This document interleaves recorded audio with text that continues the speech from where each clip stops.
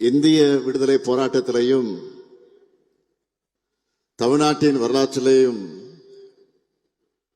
பொன்னால் பொறிக்கத்தக்க தியாகிகளை தந்திருக்கக்கூடிய மண் இந்த திருநெல்வேலி மண். அப்படிப்பட்ட இந்த நெல்லை மக்களுக்கு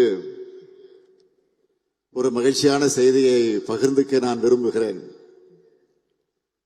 இந்த நெல்லையின் அடையாளமாக விளங்குகிறது நெல்லையப்பர் கோயில். 7ஆம் நூற்றாண்டுல நின்று சீர் நெடுமாற பாண்டியரால் கட்டப்பட்ட இந்த கோயில 700 ஆண்டுகளுக்கு பிறகு புதுப்பிச்சு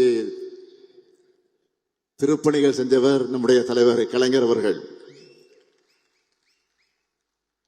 நெல்லையப்பர் கோயிலோட வெள்ளித்தேர் 1991 தீ விபத்துல எரிஞ்சு போனது.